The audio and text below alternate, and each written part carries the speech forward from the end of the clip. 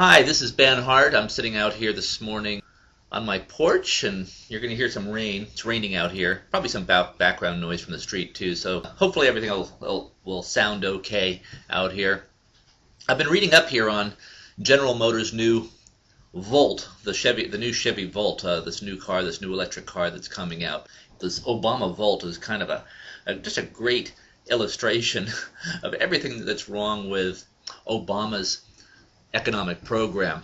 Now this Obama Volt that they just rolled out a few days ago in Detroit, Obama went up there and sat in it, got all these photos, and he wants us to go out there and buy this electric car. It's kind of the car that everybody's been waiting for 18 months. It's supposed to be the car of the future. It's what Obama wants us to drive because it's supposedly a green energy car, and it's going to provide all these green jobs and so on. And so the sad part is that this is the car that General Motors' entire future really depends on. You remember General Motors took that $50 billion in taxpayer bailouts, and what this had the effect of doing is it made Obama the CEO of the company. He's now the chief executive officer. He runs the company. The company is now owned by the federal government and by the labor unions. The bondholders, of course, were screwed in the whole deal. But now it's basically government motors, and Obama is the CEO. He who has the gold makes the rules, and so that's what Obama is doing over there at General Motors. And what Obama has done is he ordered General Motors to quickly produce this Chevy Volt, this Chevrolet Volt, which is the battery-operated car. It's an electric car. I've just finished reading this article that appeared in the New York Times by a fellow by the name of Edward Niedermeyer, and I guess he covers cars for the New York Times, has a website about cars, and so he's pretty knowledgeable about this. And he writes a review of the Obama Volt. And we know how pro-Obama the New York Times is, and we would certainly expect the New York Times to give us a glowing review of this new Obama green energy car. This is supposed to be the model for the future, this Chevy Volt, which I'm calling the Obama Volt because this is the car that Obama ordered GM to make. The article, this Niedermeyer article in the New York Times, is titled GM's Electric Lemon. GM's Electric Lemon. Now, really, this car is not GM's fault, so I don't want to come across here as bashing GM. It's not their fault because the government, Obama, essentially ordered GM to make this car. And this New York Times article really does trash the Obama Volt. Now, the first problem with the Obama Volt is that its price tag is $41,000. Its price tag is $41,000. That's compared to the regular gas equivalent of the Volt, which is called the Chevrolet Cruze, and that costs $17,000. So let's see. You can pay $41,000 for this Obama Volt, or you can pay $17,000 to buy the exact same car, except it runs on regular gasoline. There's no battery there. There's no electric power there. It's just the old gas-powered car. So it's $41,000 for the privilege of driving a battery car, the Obama Volt, or $17,000 to drive the exact same car, only it's powered by the old-fashioned gasoline method. Now, which car do you think that most people are going to choose? But wait, there's more. Now, it turns out that this battery on the Volt will only take you a maximum distance of 40 miles on a charge. 40 miles. Now, that's barely enough range to get me to the grocery store and back. Now, if I have to also run some errands in addition to going to the grocery store, maybe go to the dry cleaners, maybe pick up my kids from school or some activity, I'm easily going to put 40 miles on the car. But the Obama Volt battery won't take me that distance. Now my car, my gasoline power car, that will get me 40 miles once the needle hits the empty line on my gas gauge. Once that orange light turns on, I know I then have 40 miles to go. And so I better think about getting some gas, or otherwise I'm going to run out of gas. And so when that orange light goes on, I know I have about 40 miles to go, and I better start looking for some gas. But 40 miles is all you can go on this Obama Volt battery in this car that costs $41,000. Wow. Now, there is a backup system where once the battery runs out, once you've gone your 40 miles, the gasoline system then kicks in. So that's the backup system.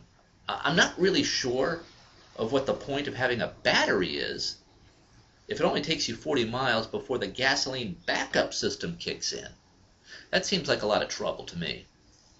Plus, it turns out the Obama Volt requires premium gasoline, whereas the regular Chevy Cruze, that uses regular gas.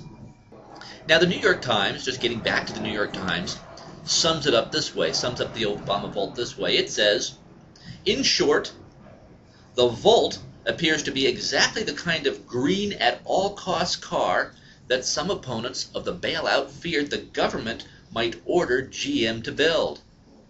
Yeah, that's exactly right, and that's exactly what has happened.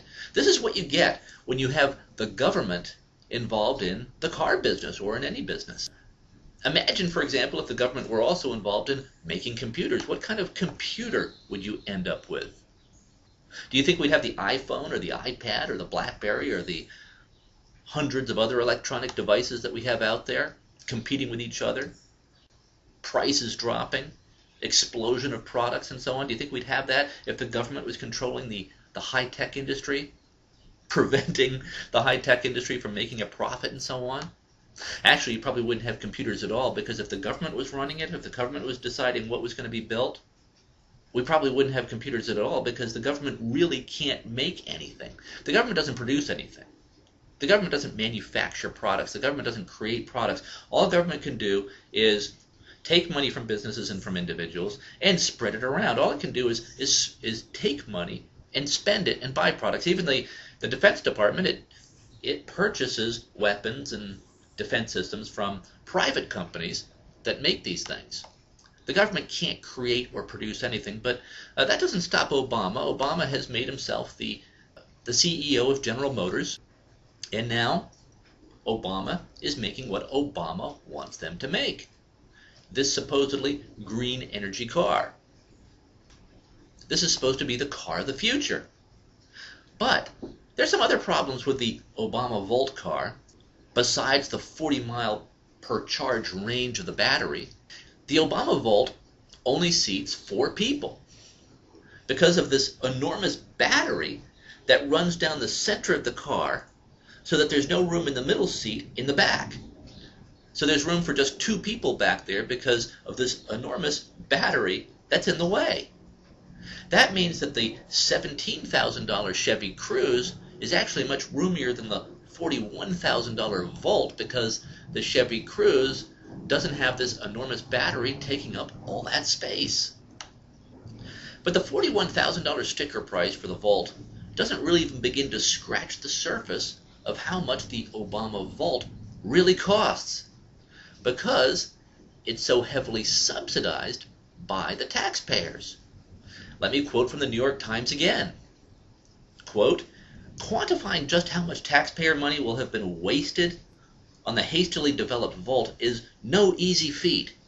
Start with a $50 billion bailout, without which none of this would have been necessary, and then add $250 million in Energy Department grants that were doled out to GM last summer, plus $150 million in federal money to the Volt's Korean battery supplier, and up to $1.5 billion in tax breaks for purchasers and other consumer incentives so that getting people to buy the Volt, and some significant portion of the $14 billion loan that GM got in 2008 for retooling its plants.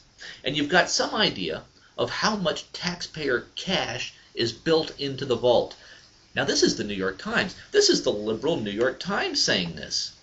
I think that's pretty amazing, that the New York Times would be this opposed to Obama's centerpiece project, his centerpiece project for his Green Jobs program.